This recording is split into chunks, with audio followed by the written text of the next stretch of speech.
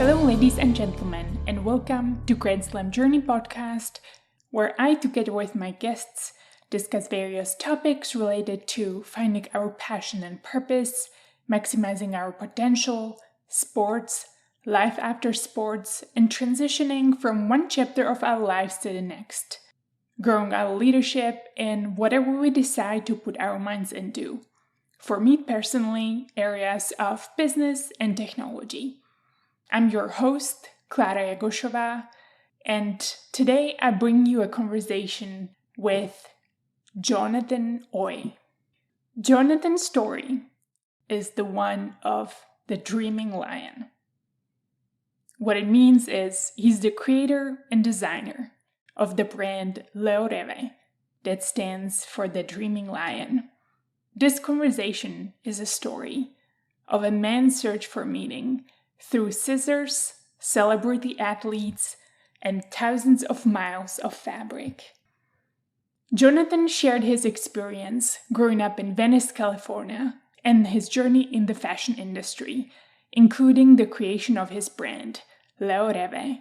We discussed his brand's focus on empowering athletes and its commitment to direct-to-consumer sales. Jonathan talked about the journey that led him to where he is today, which included his involvement with the basketball team LA Lakers and football team the Chargers, and how it led to the beginning of his compression wear business. Jonathan shared his journey to success and the lessons he learned along the way. We talked about the importance of hard work, finding a sense of purpose, and manifesting success. We dive into discussing various benefits of his company's compression tights for athletes and professionals. He shared success stories of athletes who have regained confidence and improved their performance after wearing the tights, including tennis player Marcos Andrés Giron and basketball player Robert Horry. Jonathan highlighted the product's ability to reduce fatigue and improve blood circulation, making it useful for professionals who work long hours on their feet. We discussed the importance of patience and timing in business and how Jonathan deals with his restless nature. We explored the challenges of pursuing ideas that may not be accepted by the world, and how to give ourselves permission to focus on other things. Jonathan shared his admiration for Monet, the painter, and how his commitment and sacrifice led to his greatness. He emphasized the need to master different levels of your craft and the importance of internalizing knowledge to excel in our field. Jonathan's design philosophy centers around creating clothing that enhances body lines and boosts self-confidence. He shared insights into his Monte Carlo and Roma collections, highlighting the materials and structures used in each. The Monte Carlo collection is designed for tennis players and features smooth, breathable fabric and a high neck to keep out the wind. The Roma collection is made from a micromodel and has a structured, tapered look inspired by a 1940s movie.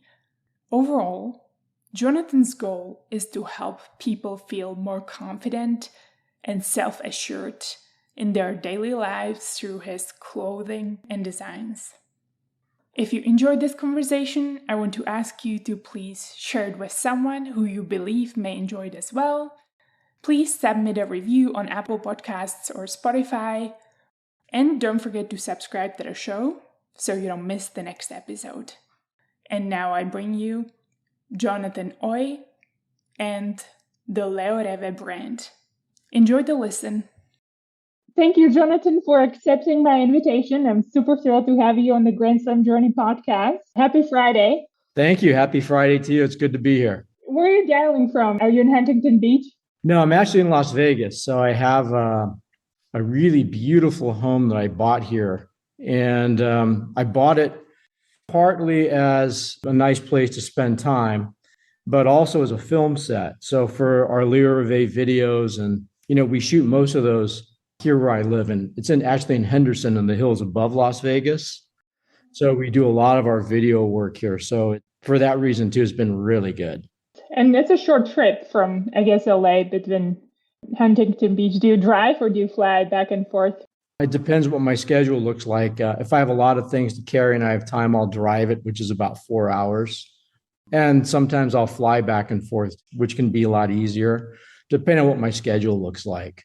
Yeah. And what the lines at the airport, actually 4 hours, kind of right on the edge where you got to guess between driving versus getting to the airport on time and off. It can be challenging, especially if you're flying from the LAX airport, which is a disaster itself.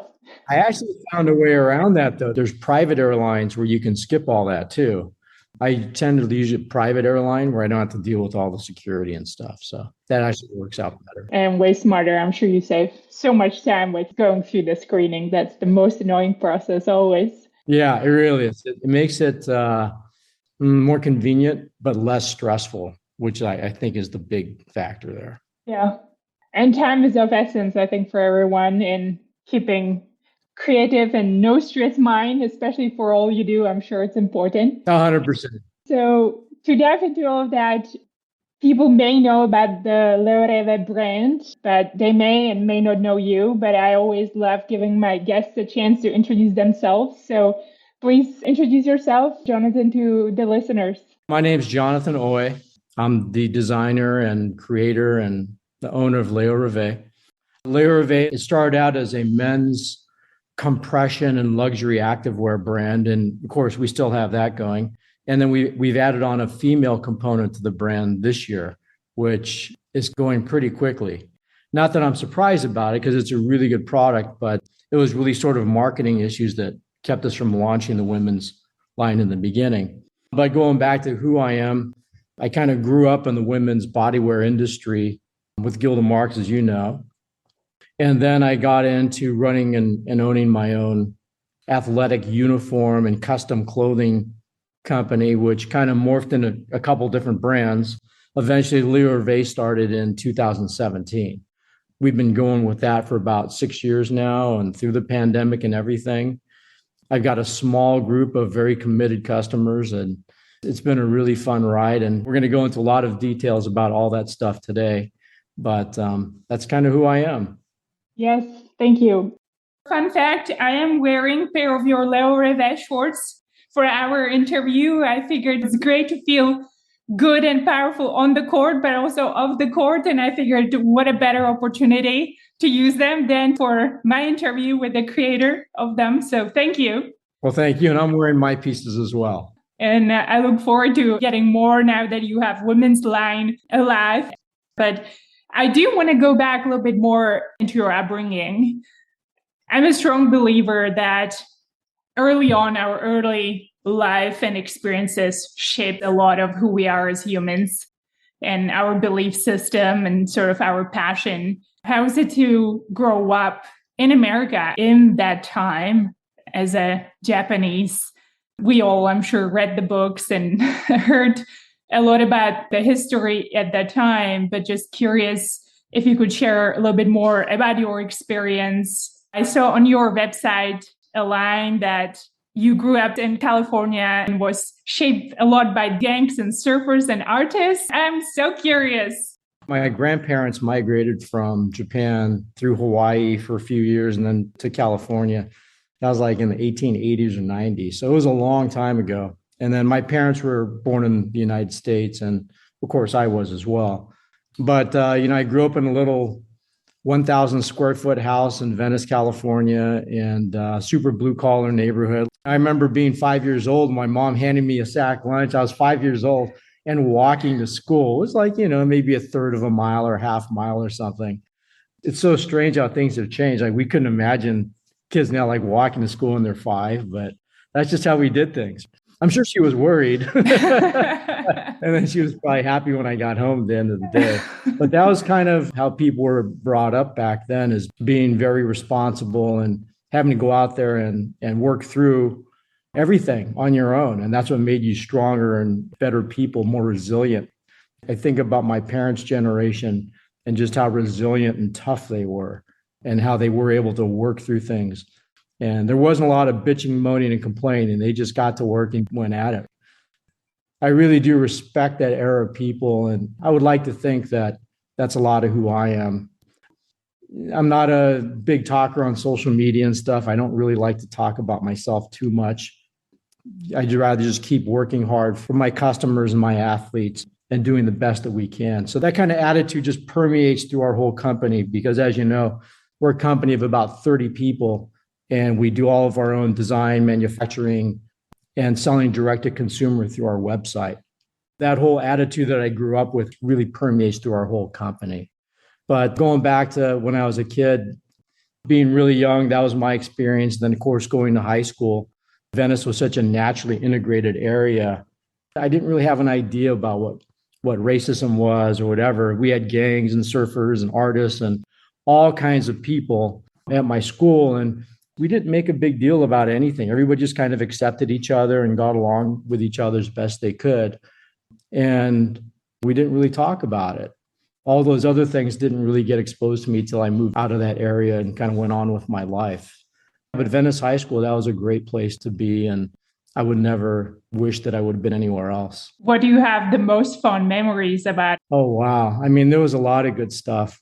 The movie Grease was filmed at my high school. Oh, Yeah, I remember going to baseball practice in the summertime, and there's Olivia Newton-John and John Travolta and all those people dancing up in our bleachers and stuff in the lunch area. And such a great movie and so timeless. It really was. That wasn't necessarily what my high school experience was. But I remember watching that going on, and I wouldn't trade growing up anywhere else. It was a great way to experience my childhood and my adolescence. So it seems like you were quite early on driven towards fashion or attracted to fashion. Would you say it was shaped or influenced partly having the variety of people around you and the freedom of artists, or what drew you to fashion early on in your life? To be honest with you, when I was in high school, I had no idea really what I wanted to do. In fact, even when I was in college, I didn't really have an idea either. So I ended up going to business school, and then interestingly enough, I became a CPA. That was my first job. Oh, wow. I never really thought that I was going to end up doing clothing or design. I just didn't know I had any talent at those things. But that was my first experience of really understanding about clothing or getting an idea about something that was different was everybody wore suits back then. And I splurged on my first check that I earned and bought this really nice suit by Zegna. And it was so different from anything I'd ever experienced. It was the way that when I put it on, the way that it felt, the way that it fit, the way that it changed the way that I felt about myself. I kind of looked at myself differently. There was a feeling of elegance and structure that kind of stuck in my mind. Those first realizations that I had when I bought that first suit that I bought when I came out of college and got my first job, actually my first job after I graduated, because I've been working since I was 14, which would be against the law now, but it wasn't back then. That, interestingly enough, carried forward in my life and became something much, much bigger. But that was my first experience with it. Is that when you realized it, or was it just the first step? How did that path to fashion and uncovering the passion evolved? So it's funny because things in my life have taken so much longer.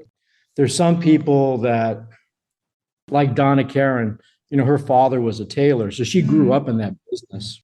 But there's a lot of people like myself, like Coco Chanel. It was a really long, hard road, and she had different challenges that she faced. I would say much bigger than mine.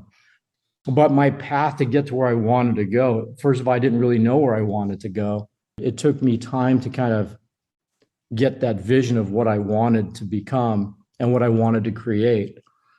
And then to the point where I am now, I wish I was where I am now, like 20 years ago, where I still had so much more creative time. But the problem with life is we run out of time. We have these things we want to accomplish, things we want to do, but we run out of time because life is just limited the amount of time that we have. So from that point where I experienced that, and then, I ended up working in public accounting for a couple years and then quitting because I realized that's not where I wanted to be.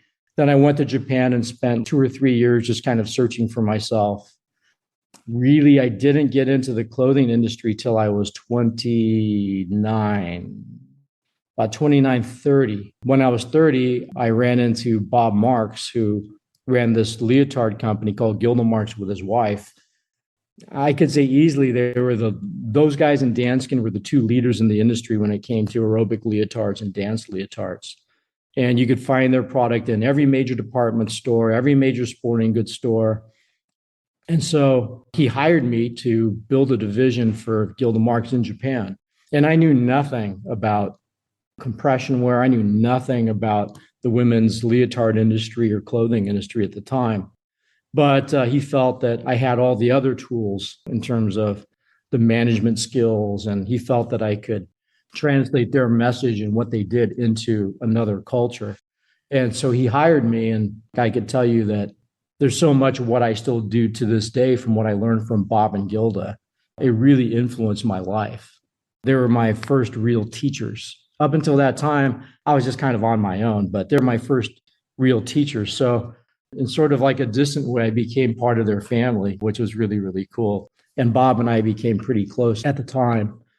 But when I started doing that, I got introduced to this idea about the compression wear business where a woman would put on, because they didn't have men's products, it was just a female one. A woman would put on a leotard and Bob would tell me, she's going to look 5% slimmer. So what happens is they put this on, they look 5% slimmer, they instantly feel more confident, more self-confident. And I thought, that's really amazing. Of course, that's a life empowering thing, because once you get that instant push in your self-confidence, then you're going to train a little harder, you're going to be happier, you're going to have better relationships with your family and friends and your whoever that special partner is in your life. Those are all very, very positive things. So I saw those things happening with that business that I was bringing into Japan and the people that I talked to that wore the products. And I go, oh, this is a real thing. I almost felt like it was a self-help industry as much as it was a fashion or a movement. It was really about the individual feeling better about who they were. And so for me, that's what drew me into that business. And over that course of time, I really started to understand in my mind, ask myself questions about what makes people look attractive and what makes people, from a compression and from a body sculpting point of view, what is attractive to the eye. When I looked at a lot of things I never thought of before, you could look at statues and sculptures and the way that, like Michelangelo structured his statues, and, there's proportions and things like that that are pleasing to the eye, and there's other proportions that are not. So when it comes down to my design perspective, it really came down from that whole initial experience from the suit about how I felt when I put that on. It was a feeling of elegance. It was a feeling of structure and sculpture. That initial feeling that I had when I put on my first real suit, to then reconnecting those ideas with what I was seeing at Gilda Marks with the women, those kind of things connected at that point. And then I started developing sort of my sense of what I thought was attractive, and then start pursuing that.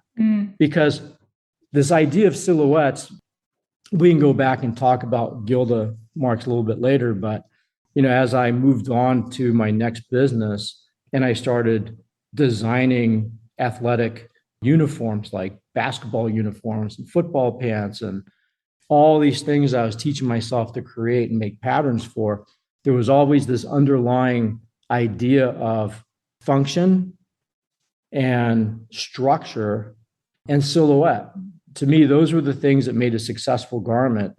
I think I have a really good sense of like color and what are good prints. And, I have a really good sense of how it works together. But for me, that's not nearly as important as structure and body lines. Body lines is the most critical thing. And if you go through all the collections that I have, starting with the compression, the body lines of what I create are very structured and very consistent. And I think that's what draws a lot of people into the line. If it fits them, there's some people that it won't fit. But if you're the body type that I designed for, there's nothing else like our product. There's nothing else. And people tell me all the time about how much they love it. and how many compliments they get from the things that they wear that I've designed. That's the root of where all those ideas and vision of what I do came from. What I wanted to ask, there's actually a few things. You mentioned you met Bob. Was it really serendipitous encounter, or did you seek out that opportunity at that point when you met them first? Well, it's very interesting. The way that I met Bob was I was in Tokyo at the time. I already had my own business that I had created that touched on sports accessories. And I had met Bob in Tokyo at it was a JETRO. JETRO still exists. It's the Japan Export Trade something or other organization. And so they organized this thing to try to marry up American companies that want to do business in Japan. And so somehow I got matched up with him as somebody that could possibly help him. What he originally was looking for was really a Japanese trading company to bring the Gilda products over from the US to Japan and then distribute them throughout the country. And I was started out as an interpreter for him. So I was sitting down with these big Japanese trade companies and then Bob on the other side of the table, and I'm sitting on Bob's side. I was interpreting for him, trying to get him some sort of good arrangement with these companies. You know, sitting on one side table with Bob and there's a Japanese person on the other side from a big company, or usually two or three of these people. Like he would tell me something and then I have to tell it to them, but I know that they're not going to take it the right way. So I was changing the story a little bit and then telling him. So he knew that I was doing this, right? And we got to the end of the period. He said, I really don't want to hire those other companies. They don't understand, because he goes, I know what you were doing, but you're trying to smooth things over to culturally make things work, because I understand that there's a difference in cultures here. He goes, I really don't want to bring on those guys. What I want to do is hire you to do this for us. I go, oh, yeah, okay. I would love to get involved with it, because I learned so much about just over the 3 days, just interpreting for him, that I thought, yeah, that sounds like something I really want to do. And so he pulled out his yellow pad of paper. And it's funny because I go through tons of yellow pads of paper. So he pulled out his yellow pad of paper and he just basically drew up our contract. And that was how I started with him. And that went on 6 years until they sold the company, which was heartbreaking, because I really loved working for him and Gilda. And if that had continued on, I would have never started my own thing, because I was so happy just working for them. They're just tremendous people, but that's how that all started. I don't know if that answered your question or not.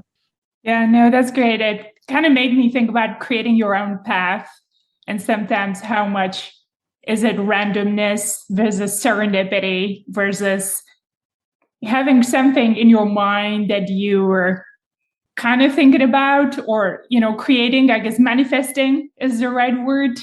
Looking back at it, how much do you think that moment was perhaps something that you somewhat manifested, or just being at the right time, at the right place, Jonathan? Ooh, I think that I manifested it. So I really believe that people expect life to deliver something to them. People think that good things should just happen for them. And I don't subscribe to that. What I think is that whatever it is that you decide to do with your life, because, we have different big portions that we've got, our relationships and we've got our work. To me, those are the two most important things. Everything else kind of just, we can go out and have a good time or whatever it is. But I think working really hard on our relationships and our work, if we just focus in on those two things, and I would even put our work ahead of the relationships, because through our work determines a lot about the circle of people that we come in contact with. And I don't care whether you're a professional athlete, or whether you're an entertainer, or whether you're a plumber, whether you're an electrician, or whether you're a sewer, or whether you're somebody that does masonry work or builds fences or homes or whatever it is, or does tile work. I don't care what it is. giving yourself over 100% to that task. That is what creates our sense of purpose. And our sense of purpose is where we find ultimately where our happiness is. Living without a sense of purpose, like, did you expect something to happen to you, or you expect to get a thing, a check in the mail from the government? That's not a sense of purpose. That's a sense of hopelessness. So from a very early age, I worked really, really hard at whatever I did. And some of those things worked out well. Most of the things probably didn't. But I think I tried so hard in so many things and failed at so many things that eventually you find the thing that actually fits and works. And out of all those successes and failures, I found Bob and Gilda, and I became the person that they needed. So had I not gone through all those efforts of succeeding and failing and finding what I liked, what I didn't like, and even if I didn't like it, I worked through it, that was the person that they needed. They needed me to be that person because I was so resourceful and I never gave up. So I was dragging around 70-pound suitcases full of leotards up and down these stairs in the subway in Tokyo. And it's like 90 degrees and 90% humidity. Like, who's going to do that now? Right. Yeah. I mean, you just don't find people that are willing to go that far and do those things. But that was me. That was who I was. And so for me, it was like, that's what I was supposed to be doing. And I found my sense of purpose there. And like I said, I mean, I think some people are so concerned about, they want to be the boss, they want to be this. And as I said, I was so happy. If they would have not sold the company, maybe I would still be with them if that company had continued. I really loved what I did. I loved the family. I loved the culture they created. But anyway, I had to leave. And that led to me doing my next things. And I wish I could tell you that 10 years after I left were fun and all this other stuff, but they were excruciatingly difficult. So another period of time I really had to work through until I started to find success. But those years that I worked through, learning how to make patterns and running my own business, most people don't survive that. And I barely survived it. But it took me that long to really become proficient and trying to find the right word. Competent, that's the word. It took me 10 years to really be competent and proficient and confident in what I was doing and commit to it and just push forward regardless of what happened. It was a long, long, difficult road.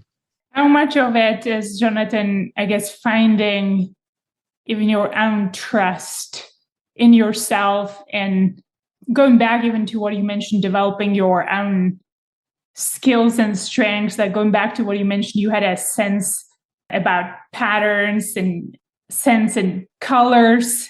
I'm guessing going from selling leotards and growing the business in Japan to actually being the creator and designer and learning yourself to sew in the patterns is like a night and day. It's a very different thing. So it seems like you kind of uncovered, oh, wow, this is interesting.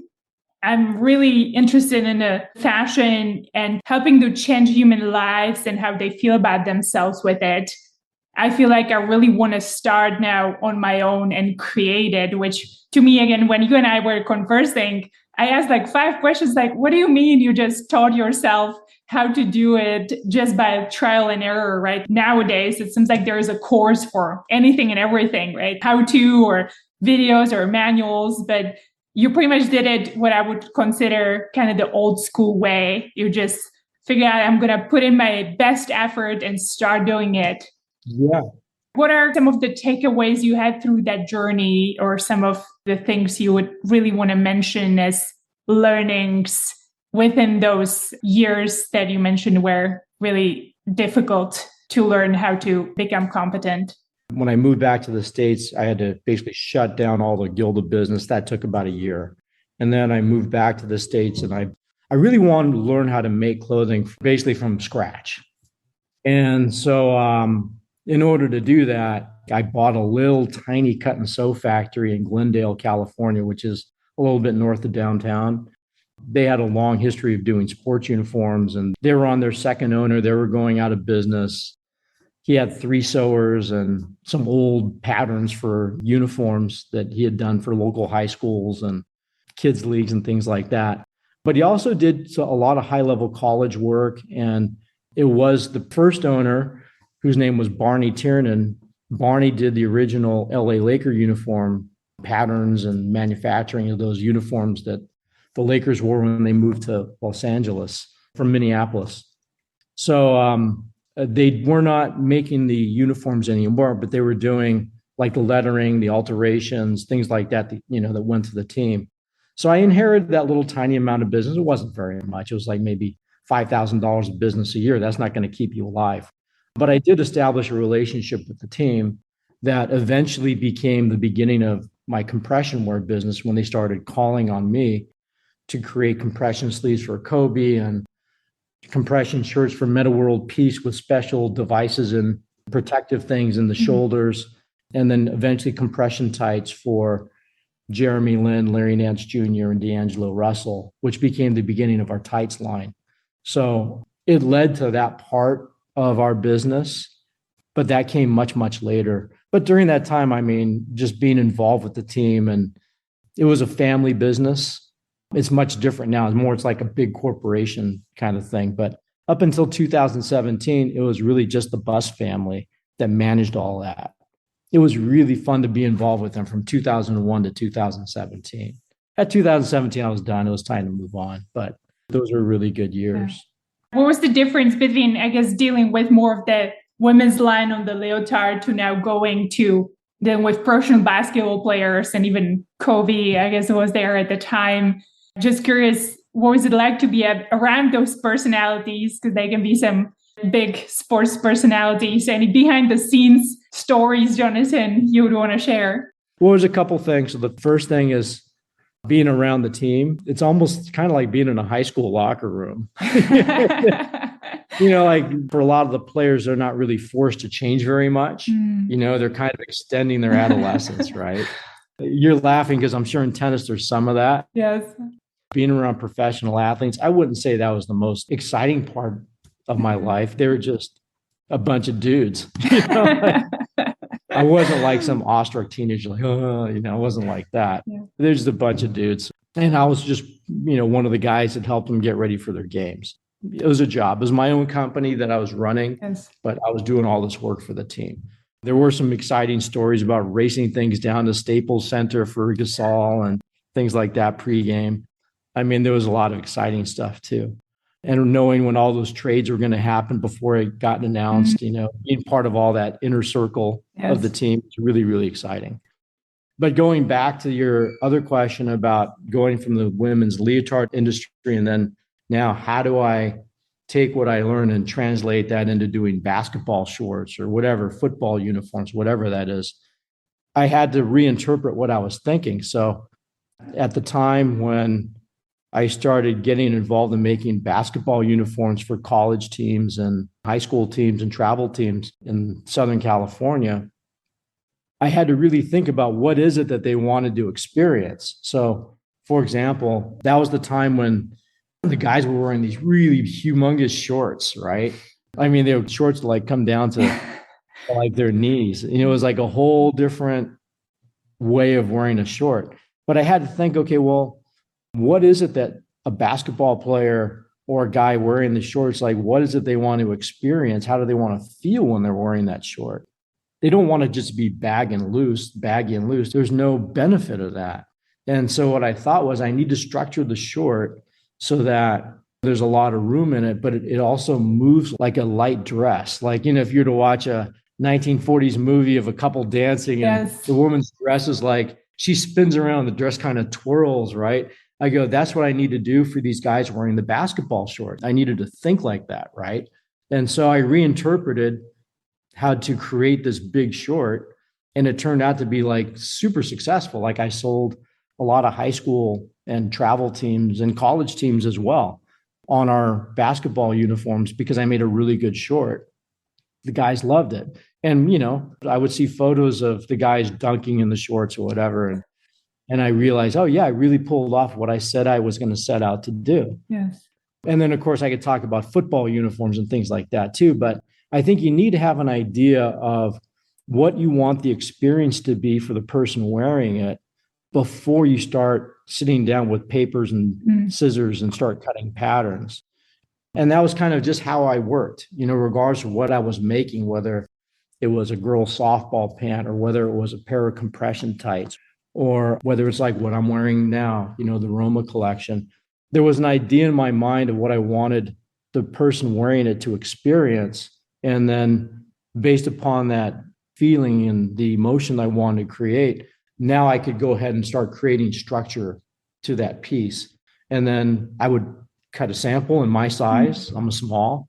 And I would put it on. I go, how does that feel? And then I go, oh, okay. I think it needs to change here and change there. And then I would recut the sample and put it on again. And then I would just keep going through this process until I had it the way that I liked it. And then I would roll forward and start grading to the other sizes, going from small to medium to large to extra large.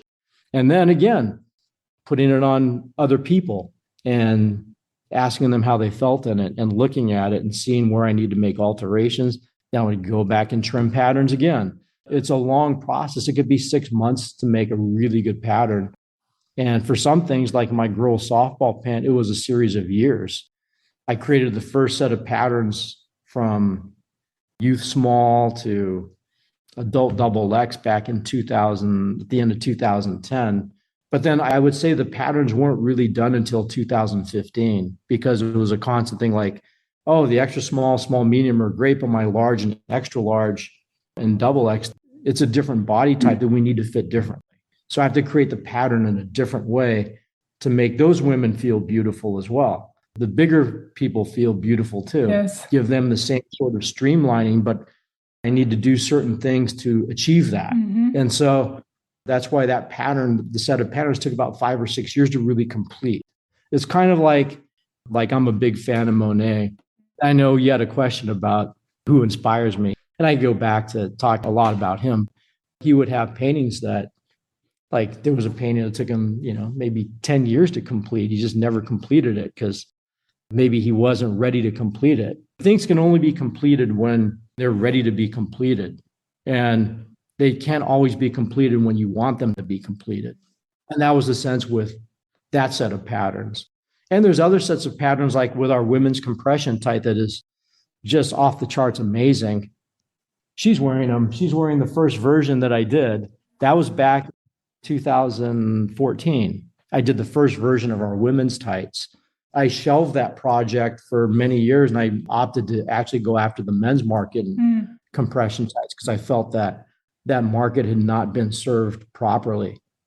And now that we've got the men's going and I have the women that have been asking me, like, why aren't you going to make product for us? So then I circled back and brought out those old patterns from 9 years ago. And then I updated them to make them more contemporary, which in this set of circumstances, I raised the waistband about an inch to just make it more modern because back in 2014, the low waist was so popular, right? Yeah. So that was a great set of tights. I loved everything because we did a lot of test fittings. It fit great.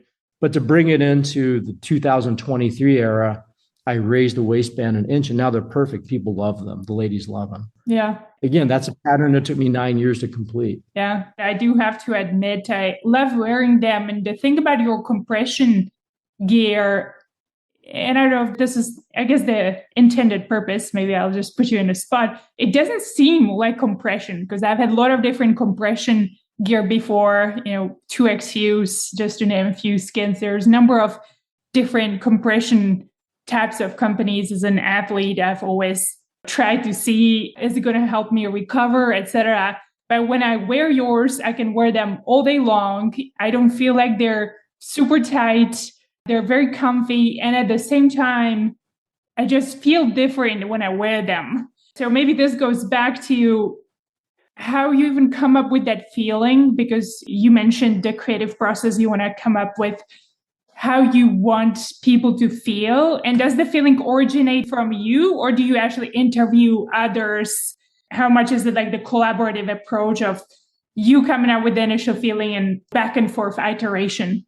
It really starts with me and putting the product on and what do I feel. Okay. So going to your point, the things that are different about our compression tights is this concept that I coined called balanced compression. Mm-hmm. So balanced compression is important. The majority of things that you buy at retail, they're made for the retailer. They're made for him to make money or the store to make money. So they need to bring in product that costs virtually very little to manufacture so that the big brand can minimize their cost, and then they're going to wholesale it to the big stores at half whatever the suggested retail price is. And then the store needs to sell it. They actually need it to blow out to make you come back and buy another pair, Yes. right? So that's how the product for retail that people buy, that's how it's designed. It's for those purposes. The product that we manufacture is made for the athlete. So there's no difference. Like when you're wearing the compression tights, of course, it's our female pattern, but it's made exactly the same way that I made the product for the Los Angeles Lakers, for the LA Chargers football team, for various individual players throughout the NFL. And now, of course, in tennis and now in pickleball for all the pros that wear the product. So it's made exactly the same way. It's not made for the retailer. It's made for you.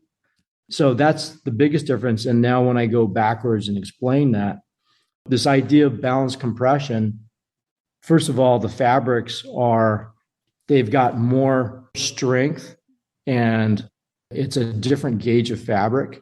At the same time, there's product that's over compression where, like real good balanced compression, what it does is it improves your blood circulation, reduces inflammation, it gives you support and structure. But over compression is going to actually constrict your movement, make you really uncomfortable and not wear the product. So of course, there's no benefit in that. And if you're over constricted, it could also change the way that you move. And that could get you injured as well. So that's not good. And of course, under compression, using product that you think is compression, but there's no support at all, that's not going to help with injury prevention either, because underneath our skin, we have something called fascia the fascia holds all of our muscles, our ligaments, our organs. It holds them all in place. But it's a very thin layer of tissue. But my balanced compression, what that does, it mirrors the fascia in terms of flexibility, and it provides additional structure to hold your muscles, your ligaments, your organs, to help hold everything in place. So that right there, when you think about it, if I can keep things in the right place, there's less chance I'm going to get injured, right? So there's that feeling of it. And the other thing that's so interesting about that I hear again and again and again is how soothing the product is to wear. And I think it's a physical and psychological thing, because I think your body senses that it has this additional layer of fascia that is just the right level of strength, is just the right shape. And I think that creates a sense of psychological, not fulfillment, but a sense of peace and confidence, right? And that leads to you feeling more comfortable. Yeah. So I think that's a big part of it.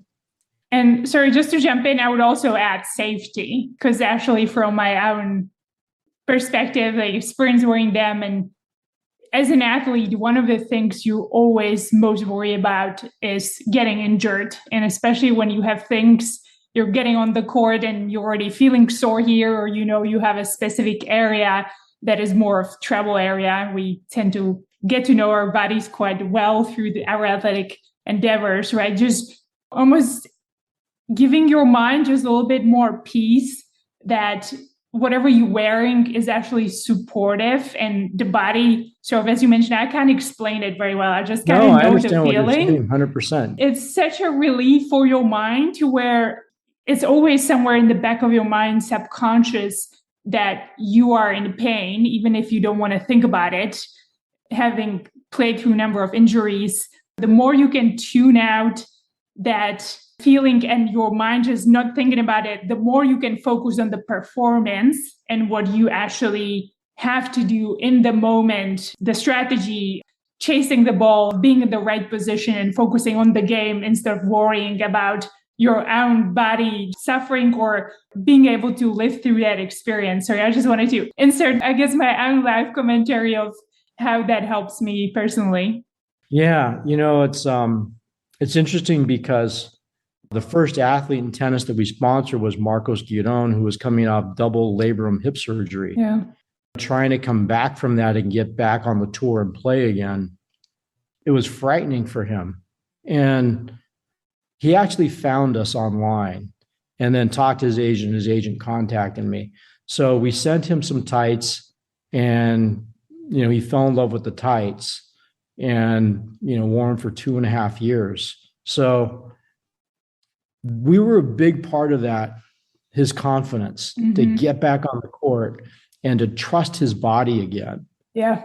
And over the time now, now he's a lot healthier, right? But we were a big part of that. And I hear that from so many athletes, old and young. Robert Ory, the legendary guy with the Lakers, he wears my tights when he plays pickup basketball. He says, "Man, I wish I would have known you when I was with the Lakers back then. If I would have worn your tights, I could have played 5 more years." He told me that.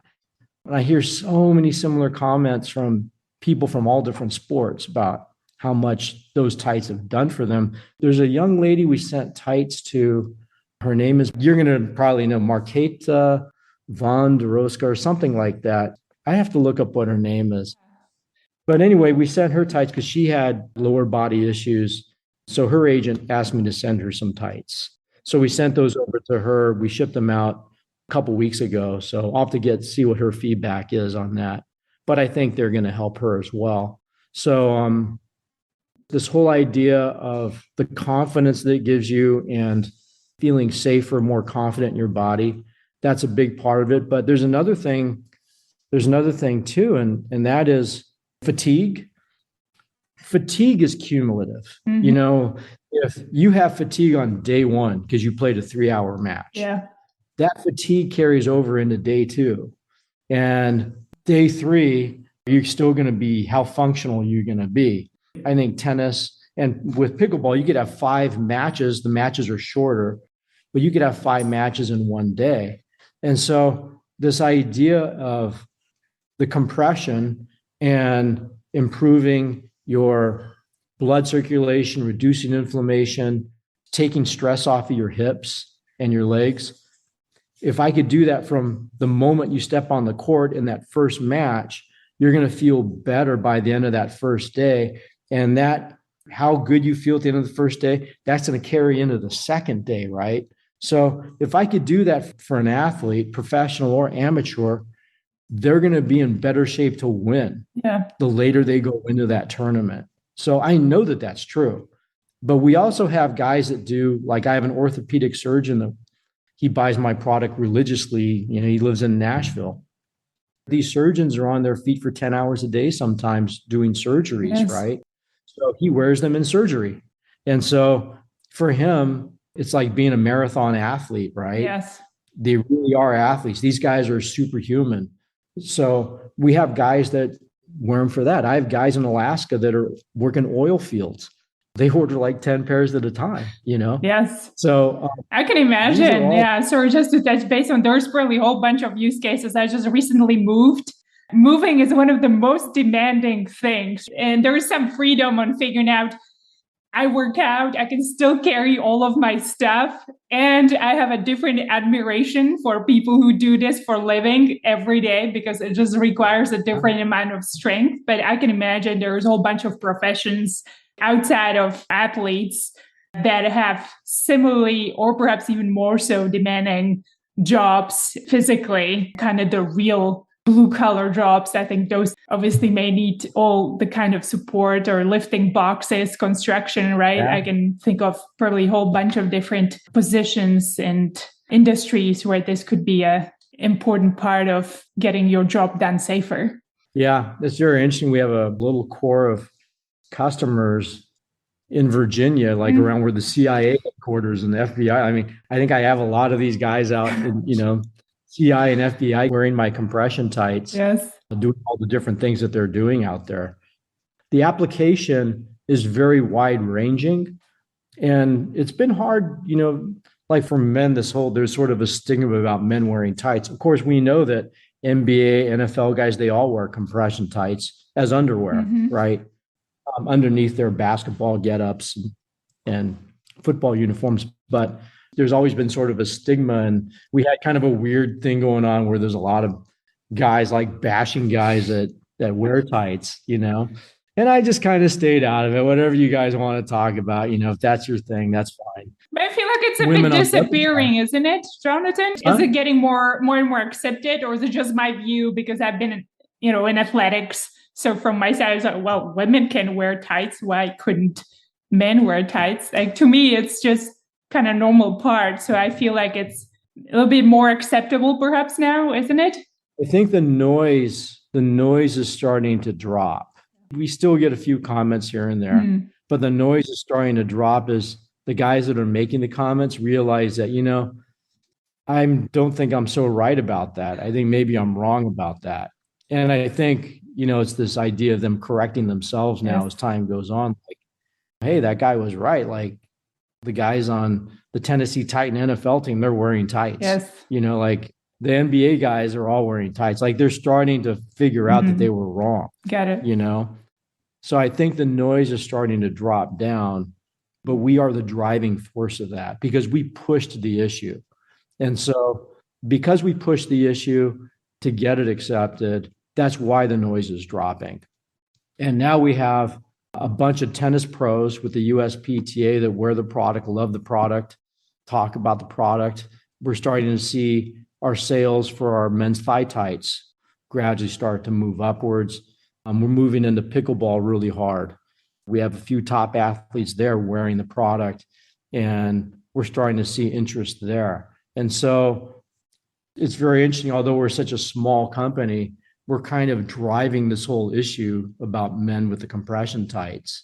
And it's kind of fun to be that driving force. It's not quite as exhausting as it was in the beginning, but I think we're starting to see some traction there. And I think also on the ladies' side, what's interesting is, like I said, back in 2014, when I released the product, it was under a different name. But when I originally released it, I didn't really know how to market it. I knew we had a good product, but I really didn't know how to market it. That's why I pulled it back. And now what I'm finding is that the women are seeing and hearing about how great the men's product are. And now they want the product for themselves. And so I think that was the thing that we needed to have happen, where women wanted and asked us for the product. It wasn't me pushing it on them. It was them really wanting it and pushing me to get it to them. That's what we're finding now, is it's actually me being pushed to get it to them instead of the other way around. So we're in a really exciting spot for both our men's and our women's business. Yeah. And just to touch on, I know you've been super busy traveling and creating new business connections a number of weeks back.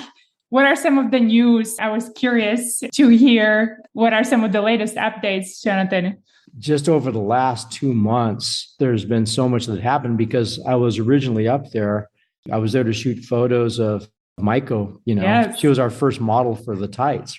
And what a pleasure that I know you, I guess, and Maiko, my friend, who's now a model for your Leorêver line. It's a privilege. And she was amazing. And it's not unusual because typically the models that I've had that I photographed in the product, typically they're not real models. Typically they're athletes that I turn into models.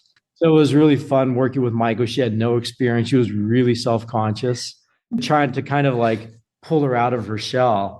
And then just see how beautiful she was on film. She's naturally beautiful. I think she looks beautiful even when she goes to bed or she wakes up first 5 minutes in the morning. She just doesn't know it about herself. No, she doesn't. She really doesn't. Things. She really doesn't. Yeah. She's sort of embarrassed, I think, by it as well. Yeah. But to be able to pull that out of her and for her to get some sort of comfort with it was really, really fun. And the results were fantastic from that photo shoot. But since that time, we started sponsoring female athletes on the pickleball side. And we have, I would say, 3 really top female players on that side, that 2 of them I got really good footage of in New York. Went to Billie Jean King Tennis Center and for a big APP women's pickleball event, but I was able to get some really good shots. Our first professional female athletes wearing the product on court. So I got that. And we have samples going out to a couple female tennis players in Europe. Hopefully they'll be wearing it in Wimbledon. Yes. Are you going to Wimbledon? That would be cool to take some pictures of your product at Wimbledon, Jonathan. I really want to go, but unfortunately I have a big pickleball tournament in Newport Beach in 2 weeks. I have to be at that. We are the official compression tights of the APP. So I told them we would be there with a booth. Awesome. It's going to be fun. And I'll be taking more photos there as well. Also, I have a friend of mine. He's taking some of our product for a fella named Nico Barrientos, who's, I think he's a top 40 doubles guy. So we just signed Nico. And then we've got another guy named Pablo Llamas Ruiz that we signed since I last saw you, who's like, we signed him, he was 328. And right after we signed him, he jumped up to like 270, and now he's at 220. Like, I can't believe it. This fantastic. He's 20 years old, really handsome young guy, and he's just vaulting up the charts now. I'm pretty sure he'll be at Wimbledon, and I'm pretty sure he's coming to New York to try to qualify for the US Open. So we've got him and another young kid named Aiden Mayo, who's 19. I think he's like at 450. So he's vaulting up, the charts on this side too. So it's really fun to get involved with these guys and have enthusiasm for these young kids that are trying out, really excited to make it. Sometimes we run into older athletes and maybe they're top 100 players for several years, but they don't have the enthusiasm that some of the young kids still have coming up. So I find that really, really fun. Since I've met you, all that's happened. There's so much that's happened. It'll be interesting 6 months from now, where will we be? Because that's all happened within the last 2 months. It seems like you have more things on your to-do list than you have time for, which is exciting position to be in this instance with so much fun things going on. Yeah, I need more hours in the day. But yeah, things are really moving right now. I want to go back to one more question, Jonathan, that I caught you saying is you can't really force things to be done at the right time. They just are done when they're ready to be done. How did you find that process, and how do you find the patience with it? Because looking at you and just hearing about your upbringing, you seem like a driver person that wants to progress. How do you find the patience of learning when to park something, or even in this instance, right? You mentioned you parked the women's line back in the day, and now it sort of came to you and you revived it, updated it. How do you find the feeling and trust your gut? It's time to park it versus it's time to restart it. Well, first of all, the subject of patience, I have zero patience. Like if I had grown up 20 years later, 30 years later, 40 years later, I mean, I would have definitely been classified as one of those ADD, ADHD kids. That's just what I was. They didn't have a term for it. They just said I was restless, but I was bouncing off. So I'm still that person. The way that I deal with that, though, is that in my business, there's so many things that I have to do. Like I've got to run back to California early next week because I have to make a tennis skirt.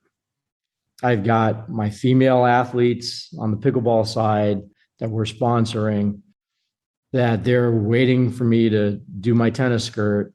And there's a couple other. I want to. Yeah. I'm waiting too, Jonathan. 100%. And I've got 3 other athletes I'm waiting to sign, and they know that I'm waiting to sign them, but they need to have a skirt. So even though I'm saying I'm going to go back and work on it next week, I've already been working on it because in my head, I've been working on it for about 2 months. So in my head, like the way that I work on it is the materials and then how am I going to get things to attach to the waistband? And when they move you have to squat down, spread your legs to go get a ball or something. What's going to happen to the skirt when that happens? So in my mind, I've already worked out solutions and designs. So when I step in with my pencil, paper, and scissors, I know where I'm going to start as soon as I get there, right? So like the first thing is knowing, again, what you want the athlete to experience and feel. And then number two, reverse engineering how you're going to create that garment. So until you have that in your head about what that idea is, you really can't even start to draw anything. It has to start there. So that's the biggest challenge when I'm creating a new style or a pattern. But going back to thinking about this idea about patience and when to stop something, what I was trying to get to was that there's so many things that I have to work on all the time. There's the skirt. I just got reminded by the USPTA that I have to do an ad. It was supposed to be turned in today. They're going to give me till Monday. So this weekend, I got to do a 1-page ad layout with photos, like the whole layout, send it to them so it's press ready on Monday. I have to have that done. I've got contracts with athletes that I'm working on.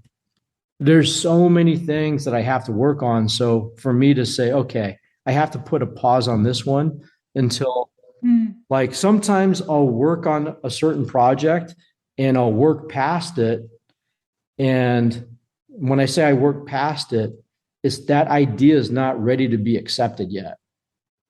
Like that idea, that what I want for that thing, the world's not ready to accept that yet. So I have to put that over there.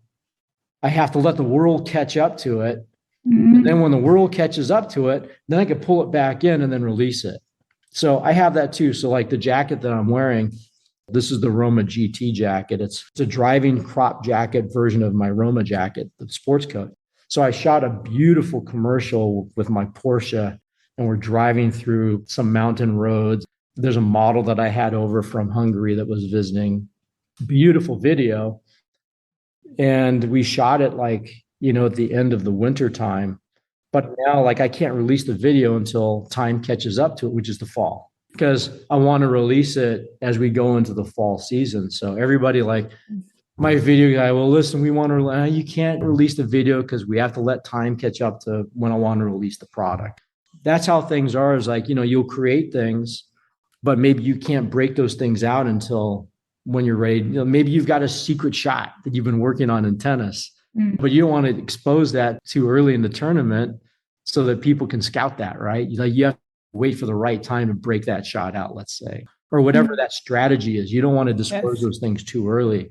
So we have to let time dictate when we release certain projects or certain things that we've been working on. We can't always just take something and push and outrun what the world's willing to accept. I kind of look at things like that, and instead of trying to be patient, I just focus my attention somewhere else and work hard on that. I'm always working hard on something, so it's never me having to wait and twiddle my thumbs and become patient. But I guess sometimes the realization, if you're working on that and knowing, the world is not ready for it, I think that can be a painful feeling or restless feeling. How do you give yourself the permission, or how do you realize I can focus my attention elsewhere, but I need to park this? Is that also a skill that has it been kind of trained, like your experience and I guess wisdom now doing this for so many years? How have you been able to mature it? Or is that a sense that you've had since early on, perhaps your upbringing? It's funny because as you were talking about that, there was a parable that came to my mind. For some reason, there's a parallel there, and I can't figure out what it is. But when I was in my 20s and I was living in Japan, sort of searching for myself, there was a story that a friend told me about this Buddhist monk. And this Buddhist monk had one of his students, his disciples, and they're drinking tea. And the monk is telling his disciple, about this cup. And he says, this cup, that I hold in my hands, it's such a precious thing because number one, it's functional. Like I pour my tea into it every day and I drink my tea out of it. Now it's full of all these little cracks that have popped up into this cup over the last 20 years. And the realization that the cup is already broken and gone, that makes the cup that much more important to me, and precious to me is the word, right? So this idea that the cup is already broken, like our life is already over. This is just a little blip in time. Like our lives are that cup, right? So this idea of patience in the whole scope of everything else, about having life move at its own pace and understanding that we find ourselves inside of that, I think is the bigger picture that, things are not the way that we always want them to be at that moment. But at the same time, we may look back and say, what I wanted at that time, if that would have happened, that probably would have been a very bad thing. So it was good that I just let it lay and let time just clear out all the ripples in the water and just let the ripples just go away on their own and not press that so hard and just not stress over that and just go work on something else. And the things that we want to happen, like I said, we find meaning in having a purpose, but that purpose can change. The things that we work on change. I find purpose in working in patterns, but I also find purpose in working in our ads, taking photos and editing them and getting on a podcast with you and talking to you, going out to an event and meeting people. It just so happens that my job encompasses all those things, right? Plus 20 other things. But my job encompasses all those things where like 20 years ago, it didn't, not to that degree. I was just in the lab trying to make things and learn how to make things. So what I deal with now is very different. One of your questions was, is there a person that I looked up to? When I was young and in my 20s, Vincent van Gogh was my big inspiration, right? But now that I'm older, my hero is Monet the painter. With Monet the painter, when I was young, I couldn't understand his greatness the way that I see it now, because I don't know how much you know about his life and everything, but he painted until he was in his 80s. He was legally blind. World War I, there was bombs being dropped, around his home, and he kept painting. And he was working on these murals of his garden that were 10 feet high and like 20 feet long. And it was a series of these paintings. They're now in the Orangier in Paris. I went to go see them. And they have these two circular rooms that you sit in the middle or stand in the middle, and you could look around, and it's basically like supposed to be like you're in his garden, right? And so that was what he was working on when he was in his 80s. And I don't know how he did it. I just don't know how he did it. Like getting on a ladder and painting these things when you could, like his physical condition, he could barely stand, he could barely see. And then also arranging through his good friend in the French government to have a permanent home for those paintings and the negotiations that went on for years. But the thing about Monet is that he tried to commit suicide when he was younger because he struggled so hard to feed his family with his painting. And he had a really successful father, and sort of leaving that behind to struggle with the painting and ultimately really trying to support his family. So I understand. I've been through all that. I've been through all that. I've gone through bankruptcy and failed, and I've been through all those things. And so I relate to that story. And ultimately, the greatness of Monet is not just the beautiful paintings that he created, but it was his art was also in the understanding of reality. Like, to be able to paint this garden, first of all, you had to get the garden made. You have to have a certain amount of resources to do that. Like, I have to create resources to create the garden, to create the paintings of the reflections in the water at different times of the day, different times of the year, different seasons. I have to be able to make money to do those things, to create the art that I want to leave behind, which is the paintings in the Orangier, which are all these other studies that he did. So he's my hero, not just because of his amazing skill, but also his understanding, his acceptance, and his ability to understand that the business part is also part of the art. We cannot survive as an artist. And some people say, oh, you're an artist, you're a designer. Yeah, that is true. I am those things. But part of the art is, and I can't tell you I've mastered it, but part of the art too is financially being able to keep the project going. Yes. Because people like the product. They find meaning and value, and they like how it makes them feel, how it makes them look. So all those things were wrapped up in Monet's greatness. And I would like to think that I'm in my own way, I'm trying to follow my hero and leave behind my own art, but also that it has to be rooted in this reality of the world where it is at that moment. To me, that's what makes him so great. And I would like to think that somewhere in there, I can follow his lead on that. I love that. And, just from my perspective, hearing you and trying to interpret what you've said, and you mentioned even at the beginning, you wish you were in this spot you are at earlier.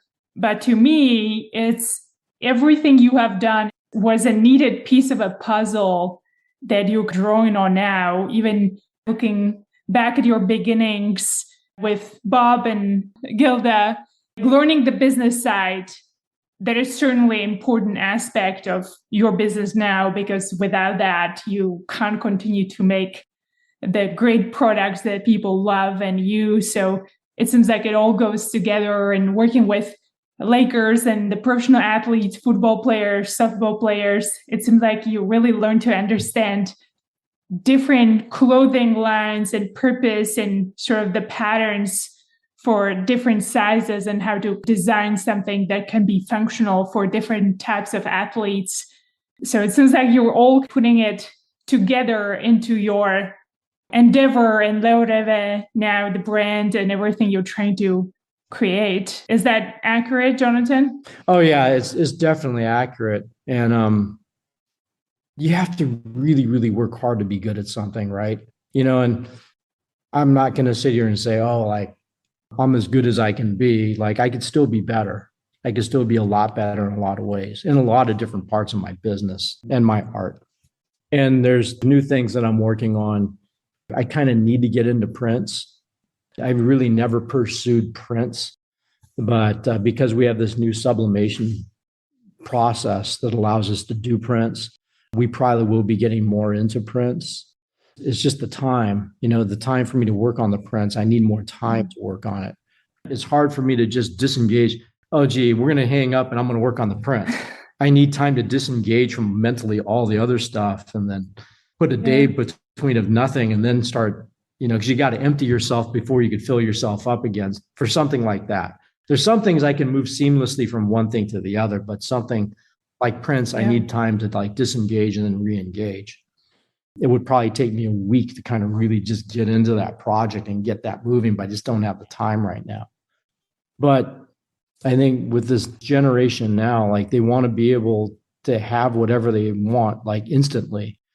They want to be able to go on YouTube and, I'm an expert at this video that I just saw. And to be great at something, to be really, really great, it takes a lifetime of work and a lifetime of effort to fully internalize what it is that you're trying to do with that, right? And that's the thing. It's one thing to copy something you see in a YouTube video. It's another thing to be able to internalize everything, why that is a certain way, right? And to not just be able to bake a certain cake, but to really understand maybe baking theory from the way that my mom used to do it, over years and years and years. Greatness comes from mastering all these levels. Like if you look at someone like Djokovic, he's so great, not just at this and that, or he could add that technique or this technique. He's so great at so many layers, from fitness to the way that he moves, to the way that he eats, to the way that he sleeps, to the way that There's so many layers. And then there's the tennis on top of it, right?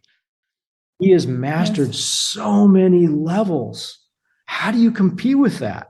You can sit there and look at a video of him hitting a ball and try to copy it, but it's not the same. Yes. He's mastered so many levels, and that's greatness. That is greatness. It's different from watching someone who plays good in a match. Whereas him, whether he's playing good or bad, you still see greatness, right? Yes. And I think when you really want to be great at something, you have to put your whole heart behind it and just give yourself over to it. And finding greatness is not a straight line from A to B. It's just not. Like, this is where you want to get to. But I found that to get to that point, I had to go here, then I had to go backwards, and I had to go there, and then here, and then backwards again. Then you're almost there, but then you have to go there. It's like it's never a straight line, because on that search to get to that destination, you have to keep finding pieces to get you there. Yes. Maybe you have to go to the North Pole to get a certain piece so that you can put that in your toolbox to get there. And then you need another piece over here to get to there. So just getting to that point of where I wanted to get to, like maybe 20 or 30 years ago, is taking so long because I keep having to go find other pieces to add to my toolbox to get there. That's why I learned how to be a photographer, because I couldn't find people to take photos the way that I wanted them done. You know, I had to learn how to photo edit. I had to learn how to do all these things to get me closer to where I want to be.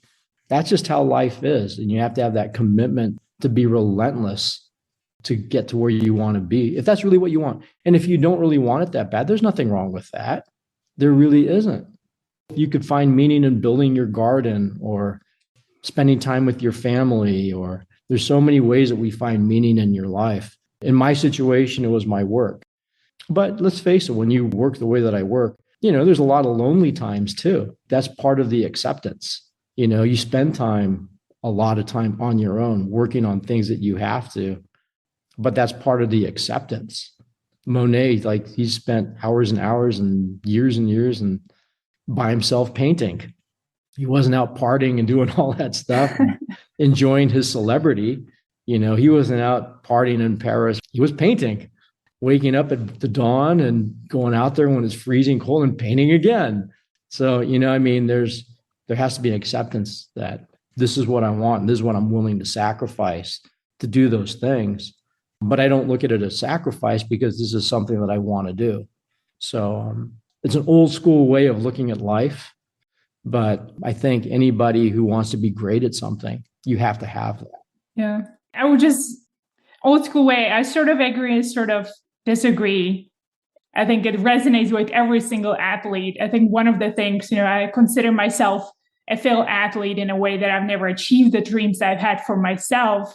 But more than a decade later, I'm still uncovering all the things that my tennis journey has taught me and how it made me better, including understanding that without sacrifice and without putting in your best effort and believing in yourself, there's nothing that you can succeed at. Or I think any sort of entrepreneurship. I've seen my parents becoming a business owner, and I grew up with my grandparents because they were until late nights building the business.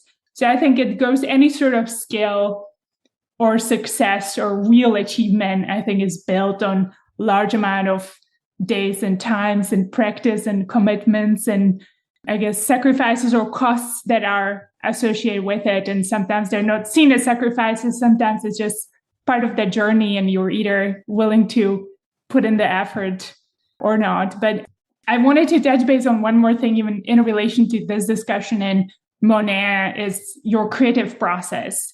Because the creative process may be more of my podcasting, but as an athlete, I see it as purely practice and perseverance and training and creating this intuition as far as which ball I want to hit from which situation. Your style of creativity is a little bit new to me. So I'm curious how you go around it, even creating new lines or new pieces of clothing, and maybe even the feeling that you want people to have when they wear it.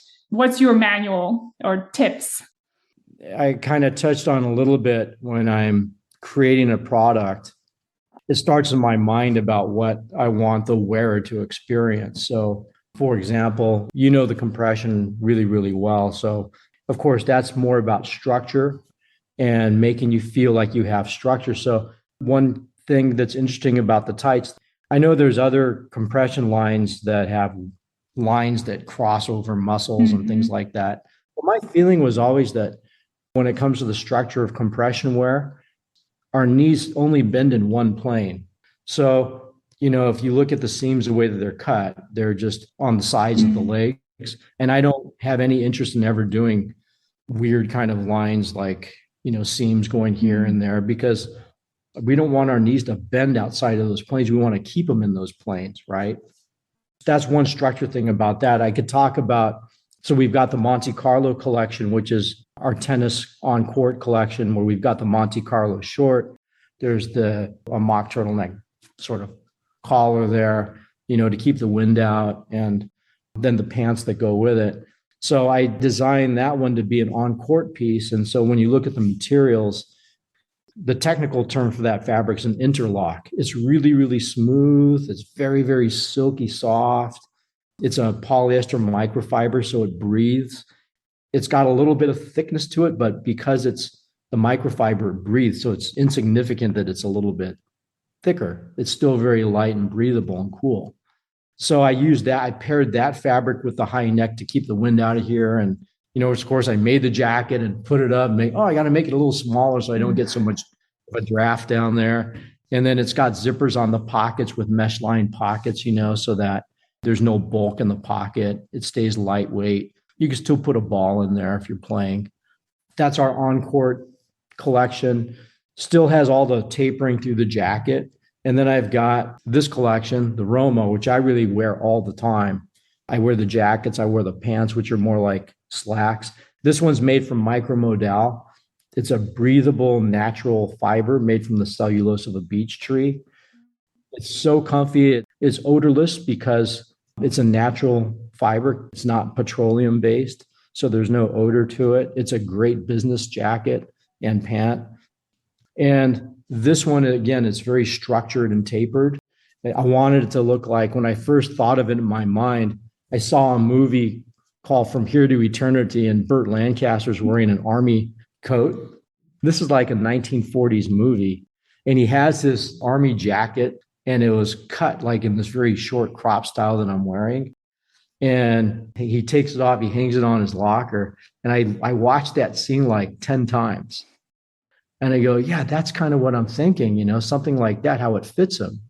And so then I revisited it and I already had the Roma collection, which was the long sports coat, but that became the model for the Roma GT because it had that 1940s tapered look to it. And he was a very fit guy at the time who looks like my customers. So that became what I'm wearing right now. So we see things over time because fashion is very cyclical. It moves in cycles. And the cycle that I'm in right now, I don't know if it was really on trend or not, but this idea of fitted clothing that made people look more athletic and fit and beautiful body lines and created self-confidence for these people. That's always the internal kernel of everything that I make.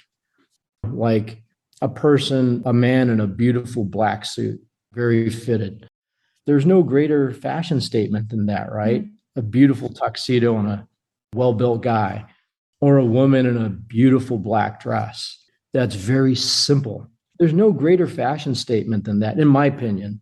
So those are my basic concepts. And regardless of whether that piece for the woman or the man is going to be in black or gray or red, or whether someday it's in prints, it's always going to be about body lines and constructing body lines for people that make them more self-confident, improve their self-image, and be more confident about how they move through their lives. So if I can help that person do that, then I'm doing my job. Yes, thank you. And I somehow, just naturally, as I'm listening to you now, standing grounded in my Leorêver shorts and feeling strong and confident throughout this almost 2-hour podcast. So I thank you, Jonathan, for your creativity and bringing this amazing compression gear to us and many more humans and athletes to make us better humans. Looking at the world, there's a lot of chaos going on. So I strongly believe your clothing and giving us more confidence. I think it's great. As an athlete, I always try to borrow any tips from my athletic career and apply them to now my corporate business world. And definitely anything I can wear or things that make me feel good or shoes that make me feel good and confident for important meetings is one way that I take this into my business corporate, Clara. Looking at all that's going on in the world, what would you want to invite people to be doing more of or less of? It's so interesting. This is a very timely question. So the whole pandemic, it's so interesting to see how that's affected people. Like, for example, I was in New York, and New York is as busy now as it's ever been. But everybody that visits there, they're not friendly like they used to be. And I was in Hawaii a couple weeks before that, and I said to the bartender, I said, is it my imagination or like you guys are the same that work here? I remember seeing you last time I was here. But like people just aren't friendly. And so he said, yeah, I think it's the pandemic that did it to them. They got stuck inside and, they don't know how to communicate anymore. And so everybody is kind of stuck in this spot right now. And I don't think they know how to get out of it. I will say this whole pickleball thing that I got into, really because I had the USPTA tennis instructors that were teaching pickleball too. And so it forced me to jump over and take a really hard look at pickleball. And what I found was that pickleball is like this amazing thing that pulls people out of their shell. I think it's the perfect thing, the anti-pandemic cure. It gets people outside, it gets people talking. There's a sense of community where just because it's called pickleball, people don't take it seriously. And anybody can play, like whether you're young or you're old, you can move or not. If you're old, you play doubles. If you're young and healthy, you could play singles, right? But there's an amazing sense of community and communication, and people make friends doing it. And what I could say out of all the activities that I've come across, this is the perfect one to pull us out of this anti-pandemic, this anti-socialization thing that the pandemic put us into. That's a really good exercise to go into. And also just to be aware that to get outside of ourselves, right? Because the pandemic got everybody isolated and afraid of everybody, and we just lived in our heads. But to find success and happiness in life, we have to get outside of our heads and outside of ourselves to connect with people, to enjoy nature. You have to get outside of yourself and not be stuck in your head. So get out of your phone and get outside of your head and experience life again like we used to do. That would be my suggestions for us to move past this. Love it. And thank you for the comment on pickleball, because I just have to say it bluntly. I've heard about this pickleball, but I think we all are trying to hold on to the things that we believe made us who we are. And I spent so many hours and years on perfecting my tennis game. I'm like, this pickleball is I feel almost like cheating. Like I haven't really, I see so many people having fun. Every time I go to the course, there's so many people playing and laughing. And it's really actually the community. Your pickleball comment maybe rethink it. It was like, maybe I just have to approach it from the fun perspective. Maybe that will invite my fun Clara and social Clara. Yeah. So maybe that's the mindset I will take with it and just try to go with it. So thank you for the comment. And I'll report back to you about my first pickleball experience, Jonathan. Hopefully I'll get on the court within a few weeks here and try it. Hopefully this conversation inspired many people who want to try your clothing. I'll add the website to the episode show notes, but anyone who may want to reach out, perhaps even professional athletes, what is the best way to reach you and how should people find you? You can go to our website and there you can see everything about us, all the products. I do have some products that are not in there yet, but they will be. And if you ever want to reach out to me, it's just my name, Jonathan, Jonathan, at Leorêver, Leorever.com. So you can always catch me that way. And I really appreciate this time with you. It's been a lot of fun. Yes, thank you for your time. If you enjoyed this episode, I want to ask you to please do two things that would help me greatly. One, please consider leaving a review on Apple Podcasts, Spotify, or any other podcasting platform that you use to listen to this episode. Two, please share this podcast with a friend who you believe might enjoy it as well. It is a great way to remind someone you care about them by sharing a conversation they might be interested in. Thank you for listening.